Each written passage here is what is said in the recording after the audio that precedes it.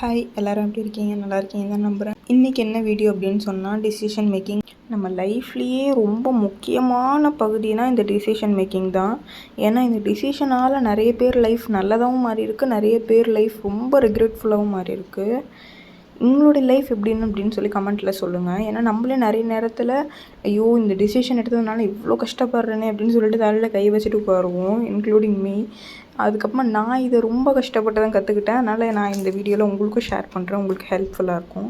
First ரொம்ப முக்கியமான விஷயம் வந்து எமோஷ்னலாக இருக்க சொல்ல நம்ம டிசிஷன் எடுக்கவே கூடாது.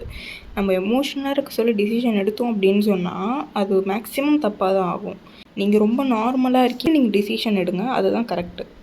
அதுவும் இல்லாமல் இவங்க என்ன நினச்சிருவாங்க, நான் இந்த டிசிஷன் எடுத்தேன், அவங்க என்ன நினச்சிருவாங்க அப்படின்னு சொல்லிட்டு அவங்களுடைய தாட்ஸ் எல்லாம் விட்டுட்டு இந்த சிச்சுவேஷனில் நீங்கள் தான் இருக்கீங்க. ஸோ நீங்கள் உங்களுக்கு எது சரின்னு படுதோ அந்த முடிவை எடுங்க. மற்றவங்களுக்காக எப்போவுமே நீங்கள் உங்களுடைய டிசிஷனை லைஃப்பில் எடுக்கக்கூடாது.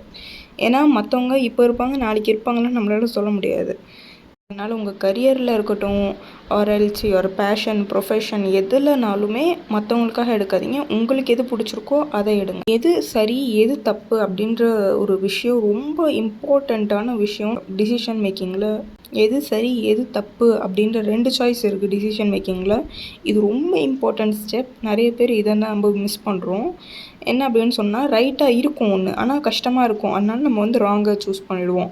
ஆர்எல்ஸ் ரைட் இருக்கும், நமக்கு மட்டும்தான் ரைட்டாக போடும், மற்றவங்க எல்லாருக்குமே அது ராங்காக போடுறதுனால நம்ம ராங் டிசிஷன் எடுத்துருவோம். அதனால் உங்களுக்கு எது ரைட்டாக போடுதோ அது ரைட்டாக எடுங்க. எது உங்களுக்கு ரைட்டாக படல, கஷ்டமாக இருக்குது, அந்த லேசினஸ்ஸை உங்கள் டிசிஷன் மேக்கிங்கில் கொண்டு வந்துடாதீங்க.